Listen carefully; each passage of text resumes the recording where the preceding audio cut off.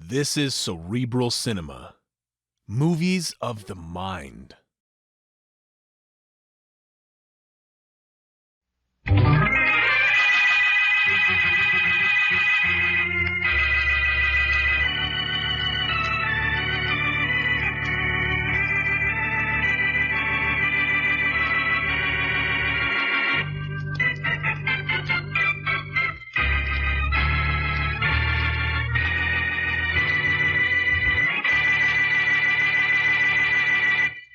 Hey, Blackie. Blackie, come on, wake up. Come on, wake up, Blackie.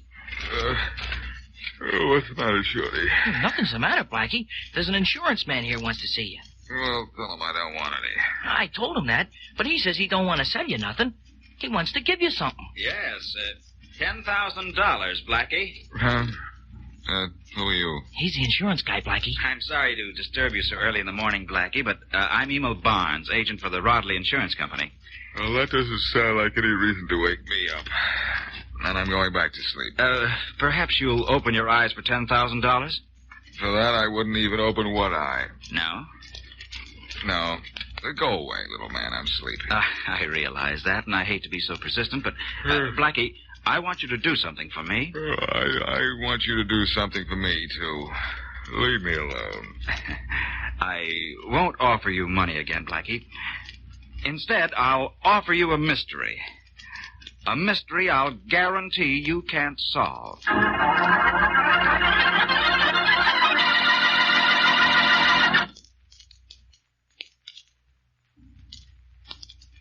And now back to Dick Calmer as Boston Blackie. Enemy to those who make him an enemy. Friend to those who have no friend.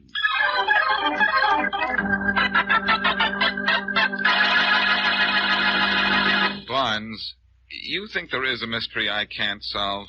Well, solving this one calls for an expert, Blackie. Is that so? Mm-hmm. Oh, Shorty, should I be modest or should I admit he came to the right man? Just be yourself, boss, and solve it for him. Thank you, Shorty. And now, Barnes, what's this mysterious mystery I can't solve? Well, it's this, Blackie. My company carries the theft insurance for the Winthrope Jewelry Company. Now, almost every day for the last month, a diamond has been stolen from the workroom where the diamonds are set into. Rings, clips, brooches, and so forth. Mm-hmm. Now, there are 3 diamond setters in the shop, and we know one of the 3 is guilty. Which one? Well, that we don't know, Blackie. Nor do we know how the diamonds are stolen. You see, all 3 of the men in the shop are searched when they leave. They're searched at the end of the day, you mean? Yes. Oh, what about when they go out to lunch? They don't go out to lunch. All 3 of them bring their lunches to work and eat in the shop. They never go out during working hours, and no visitors are allowed to come in. Hey, I know a way to stop the diamonds from disappearing. Fire all 3 diamond setters. Well, I suggested that to Mr. Winthrop, the owner of the company, but he doesn't think that it's fair to the 2 men who are not taking diamonds. He has a point there. Mm-hmm. Well, what do you want me to do? Find out how the diamonds are being taken out of the shop. Now, understand, all 3 men are thoroughly searched. Not one of them has ever had a diamond on him.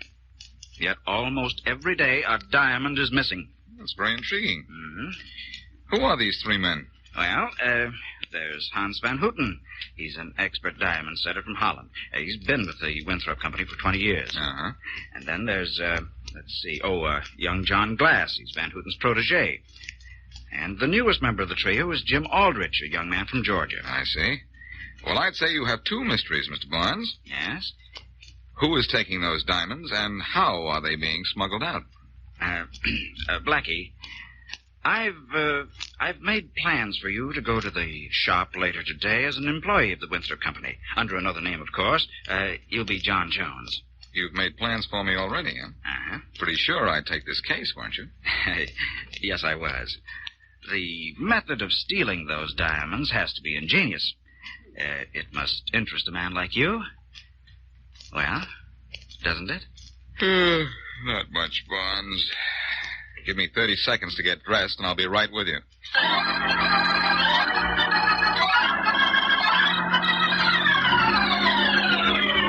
Here is an order for 3 2-carat diamonds to be set in a platinum ring. Jim, this job I will give to you. Thanks, Van Houten. Soon as I'm through with this polishing machine. Think you ought to trust him with diamonds, Van Houten? Why not, John? I know why he says not to trust me. Glass here thinks that I'm the guy who's stealing the diamonds. John, you should not say such things. Well, one of us is taking the diamonds out of here, and I know I'm not, and I don't think it's you, Mr. Van Houten, so who's left? I'm left. But either you or your pal Van Houten can be taking them. Maybe both. How much are you selling them for, huh? Why, you dirty... Take your hands off of me. Sure, I'll take my hands off you. Boys, no fighting. It will do no good to fight. Fighting will not bring back the stolen diamonds. Fighting will not prove who is guilty of this terrible thing. We must not fight. I agree with you, Van Houten. Good afternoon, Mr. Winthrop. Hello, Mr. Winthrop. Hello, It's closing time, gentlemen. You'll go out to be searched as usual. Right, Yes, sir? yes. But before you go, I'd like you to meet a new employee, Mr. John Jones. He'll work in here with you. Hello, fellas. Hello. Mr. Jones, this is Van Houten. How do you do, Mr. Jones? He's in charge here, and this is his protege, John Glass. How do you do, sir? How are you? And this is Jim Aldrich. How do you do, sir? Hiya, Jim. You're sure going to like it here, Mr. Jones. We get searched like a bunch of thieves every time we leave work. But the diamonds keep disappearing just the same. Well, gentlemen, Mr. Barnes of the insurance company's in the outer room, ready to search you. This won't go on much longer, though. No. Why not?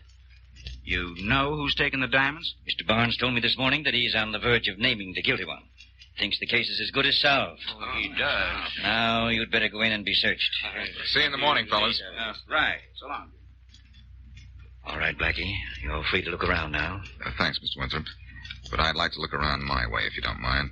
Not at all. Will you send my assistant Shorty in? Right away. Thanks. And let me know as soon as Barnes has finished searching those three, will you? I certainly will. It'll be some time, though. We make the search very thorough. Even use a fluoroscope.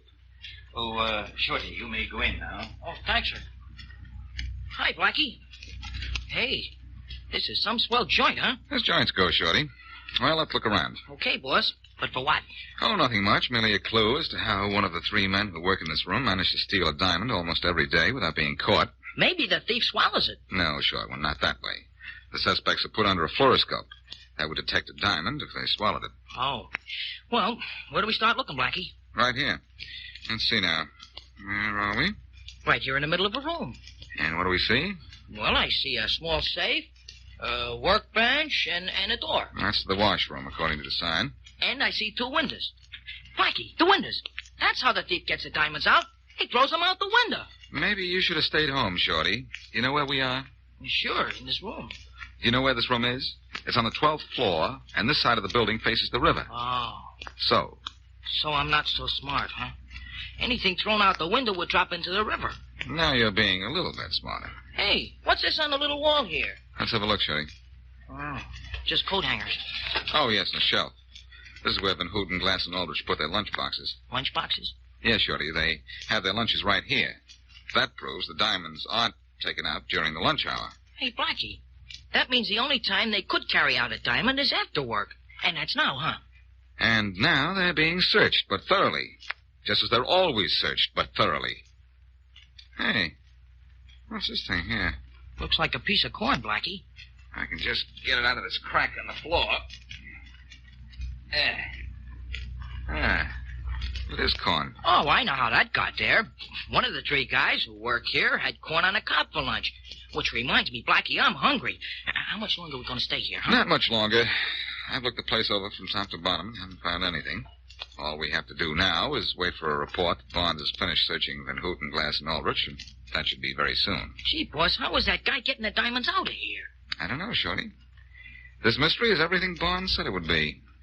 The diamonds can't be thrown out the window. They'd be lost in the river. And they can't be carried out because all three guys are searched. They can't be hidden in here because there's no place to hide them. Uh-huh. Barnes himself figured that out a long time ago. Oh, Blackie. Oh, yes, Mr. Winthrop. Has Barnes finished searching those three? Yes, he's already left. You could probably catch him if you want him, though. We found nothing on the men. The fluoroscope showed nothing on it? Not a thing. Do you know how this has been done? You've searched them and found nothing? Uh-uh. You can search me.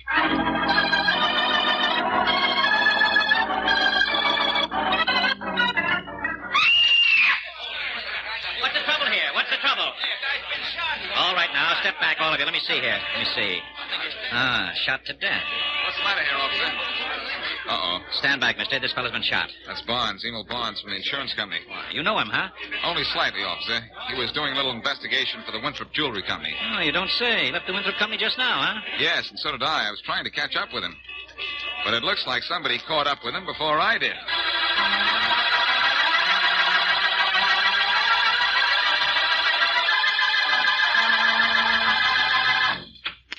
Mr. Winthrope, I'm Faraday, police inspector. I'd like to talk to you about the murder of Emil Barnes. Of course, Inspector. Hello, Faraday. Blackie, what are you doing here? Believe it or not, Faraday, I work here. That's right, Inspector. Work here? Blackie, you never did a lick of work in your life. Well, I haven't done anything since I first met you. I haven't had time. I've been too busy solving your cases. Come on, why are you here? He's employed here, Inspector, as a diamond setter. What? It's all very simple, Faraday. Even you should be able to understand it. You're here to investigate the death of Emil Barnes, aren't you? Yes. And I suppose you know who killed him. I do. One of three men, Faraday. Van Houten, Glass, or Aldrich. Because one of these three is stealing diamonds from the diamond setting room. Stealing diamonds? What's that got to do with Barnes' death? Everything.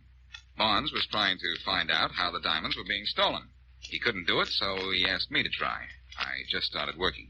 I suppose you've solved the case already. No, I haven't any idea how it's done. The diamond setting room is on the 12th floor, facing the river, and all three diamond setters are thoroughly searched before they leave the shop. But the diamonds keep on disappearing, Inspector. Well, they do, huh? And what about today? Today, Faraday, I'll guarantee one thing.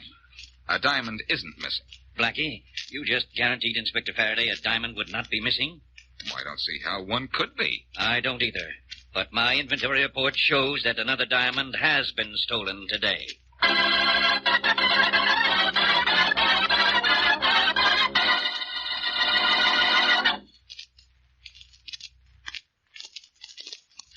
Now back to Boston Blackie.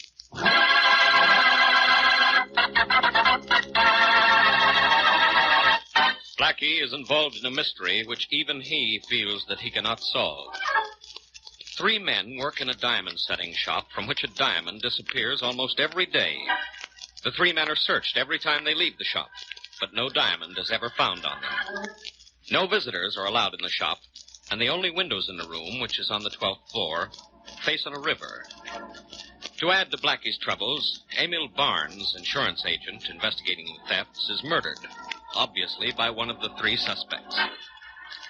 As we return to our story, Blackie and Murray Wesley are in a small cafe having a midnight snack. Cheer up, Blackie. After you've had something to eat, you'll feel I don't better. deserve to eat, Mary. I'm sure this case isn't as tough as I'm making it. If I could just find a clue. First find something on this menu, then you can look for a clue. Oh, all right. What are you going to have? Well, I don't know. Mary, I told you about Van Houten, Glass, and Aldrich, didn't I? Now, which one of those three might be a thief and a killer? I think better after I eat, honey child. Oh, I'm sorry. Now, what are you going to have? You eat, Mary. I don't feel like it. I have all the food I want. And it's all for thought. There's a kernel of corn, for instance. Now, why in the deuce Darling, would that... you can stare at that piece of corn if you want to, but you're going to feed more than that to me. That is bird food, and I'm a growing girl. Order the biggest steak in the house. Bird food. Mary, I've got it. Got what? The answer. I know how it's done. How? What was done? Where's the telephone? Well, it's right in back of you. Come on, I'll tell you and Faraday at the same time. Well, hey, wait for me. Well, come on. Honey, do you think it's smart to call Inspector Faraday in the middle of the night like I'm this? smart at all hours, Mary. Oh, aren't you modest? No, just happy. Okay. Hello? Hello, Faraday. This is Blackie. Who? Your old pal, Blackie. Wake up, Faraday. Blackie, what's the idea of calling me up? In the middle of the night? Sorry, pal, but I can't solve your cases at your convenience. What case have you solved now? You think. I know how those diamonds get out of the setting room at the Winthrope Company. Oh, you do, huh? I suppose they fly out the window. They sure do, Faraday. Did you wake me up to tell me jokes? No, Faraday. To tell you the case is solved. The diamonds fly out the window. Yes, attached to homing pigeon's legs. Sure. Huh? The guy ties a diamond to the leg, and the pigeon flies home. Because that's what it's trained to do. Hey, you might have something there. I think I've got the answer. Those guys aren't searched when they go into the shop, only when they go out. I know that. How does the homing pigeon get into the shop? Well, the thief brings them in a lunchbox. And the lunchbox is empty when the guy leaves, because by that time the pigeon and the diamond have also gone out the window. Uh-huh. Look, Faraday. Yeah? I want you to come up to the shop at Winthrope's tomorrow morning early and search those lunchboxes. Okay. But what if I don't find a pigeon? Well, then I have a second plan in that case. But you'll find a pigeon, I'm sure. And when you do, the little birdie will also tell you who killed Emil Barnes.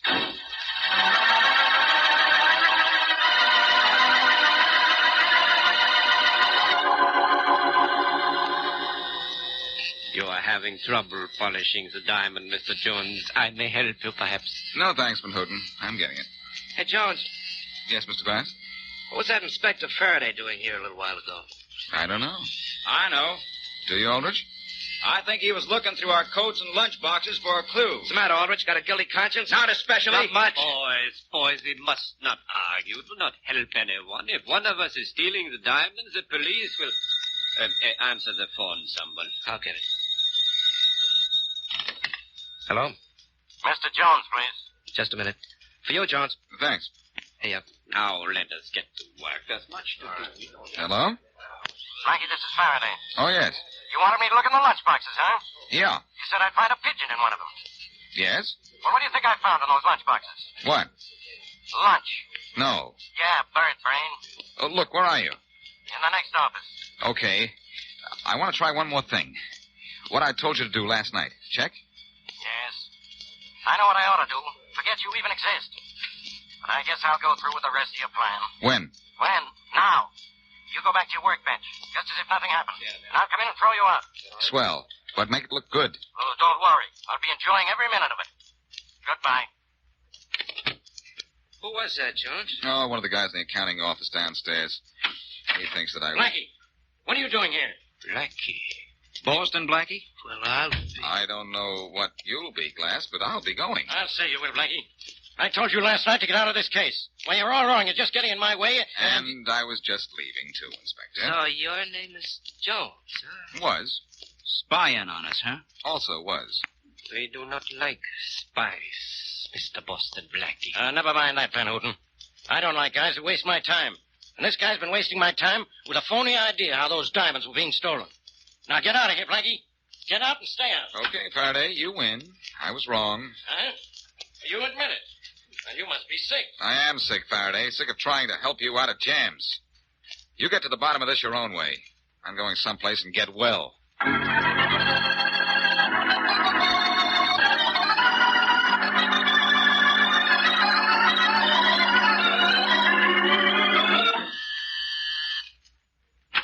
Oh, Blackie, I'm glad you got back to your apartment before I did.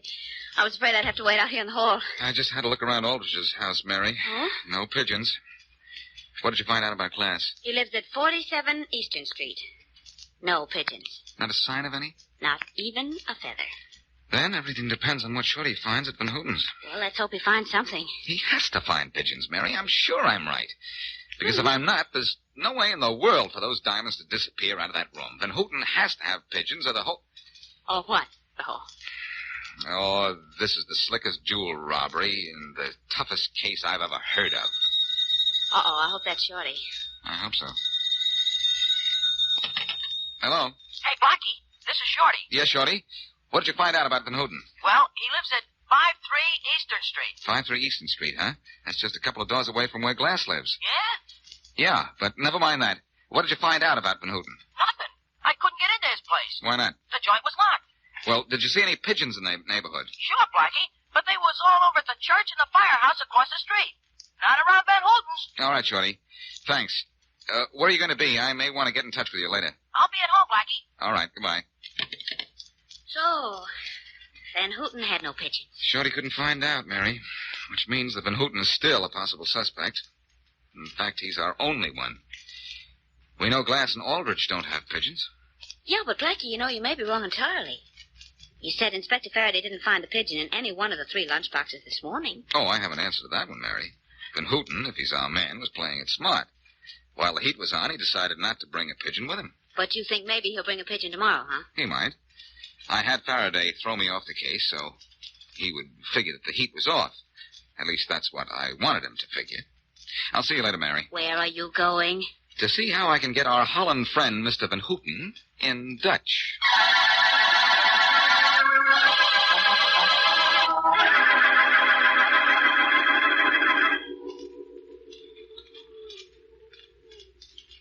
Hey, Blackie, it's miserable. comfortable up here. Why didn't you tell me we was going to stand up on a roof at this hour of the morning? The janitor here told me yesterday that Van Houten kept pigeons, so we're here to watch his pigeon cote. And, Shorty, anyone with any sense would know that it'd be on the roof. I'd rather have no sense and not be here. You've got something there, short one. Hey, what time is it? 4:30. Gee, it's still plenty dark. And those noises the pigeons are making, they're plenty scary. Yeah, to me, too. Now, stand behind that chimney. No telling when Van Houten will come up for his pigeon. He lives downstairs, Blackie. How does he get up here on the roof? Through that door by the skylight there. Oh. Well, I better get back here behind the chimney with you, Blackie. He might be able to see me standing here. I doubt it. It's too dark. Hey, look out. Don't push. Sorry, Blackie. If you'd pushed a little harder, I'd be sorry and also dead. Look what's behind us. Ain't there another building next to this one? Yes. But it's a good 10-foot jump across through space to the next roof. And if you slip, it's a 6-story drop through space. Well, don't talk about that, Blackie. Don't make me feel so good. Sorry. Say, what do we do when Van Houten shows? Well, wait till he gets his pigeon and grab him. Oh. Hey, Blackie, I'm smaller than you. I can sneak up without him seeing me. Let me grab him, huh? All right. But wait till he has the pigeon and then... Hey. Huh? Look. Somebody on the roof. Shh. But where'd he come from? Through that door there. I didn't see him. They were looking the other way, talking about falling down between this building and the next. Oh. He's over by the pigeon cote. The pigeon what? Shh. Can you see what he's doing, Shorty? Yeah. He's got his arm in that pigeon thing. Coat. A coat, yeah. Now what's he doing? Well, nothing yet. Yeah. He's reaching in a cubby hole and grabbing a pigeon. Good. I grab him now, Blackie? No. Until he comes out. He's coming out now. Where's the pigeon? I don't see it. Guess it's in his lunchbox. Hey, he's heading for the door down into the building. We'll grab him, Shorty, quick. Okay. Grab him, Shorty, grab him. What's this? As good as grab, Blackie. What is it? Stay where you are, buddy. Let go of me. No, you don't get away from me. I do. Hey, what? Blackie, he's getting away. Don't say I am. Hold on, Shorty, I'm coming. Hey, Shorty, that wasn't Van Houten. That was John Glass. Come on, let's get after him. Okay, but he ain't heading for the door. No, he's going to jump to the roof of the next building. Blackie didn't make it. I know. Step back, Shorty, or you may... Wow. That's the end of John Glass. Oh, gosh, Blackie, 6 stories down. Hey, Blackie, please stay away from that edge. Do you want to go down there after him? Yes, Shorty, I do. But I think I'll do it the long way. I'm going to walk down.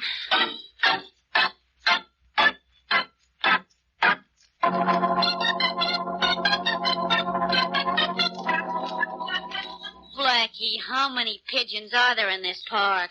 I don't know, Mary. Why? Well, I want to know how many more pigeons you're going to feed before you feed me. Oh, you're not only hungry, but ungrateful, Mary. Thanks to a pigeon, I solved the most baffling jewel robbery I've ever come across. I take it all back. That John Glass certainly had a clever idea, didn't he? A little too clever. He got the idea when he became friendly with Van Houten and saw how the homing pigeons came back from wherever he released them. He used Van Houten's pigeons to fly the diamonds back here, and Van Houten didn't know a thing about it. Say, what did he use for the pigeons to carry the diamonds in? A small round capsule. Found several of them in the pigeon cote. And one with the diamond still in it. Well, that certainly proved what you already knew, didn't it? Yes, it did. Too bad Winthrope made that remark in front of Glass about Barnes, the insurance man, having the case almost solved. That's why Glass killed Barnes. Not too bad, and Barnes was just referring to your being in on the case, wasn't he? Yes. Shame. Hey, but there's one thing I would like to know. What? Well, you worked with those 3 diamond setters for a whole day and a half. How'd you get away with it? You don't know anything about diamonds. Are you kidding? I don't know anything about diamonds.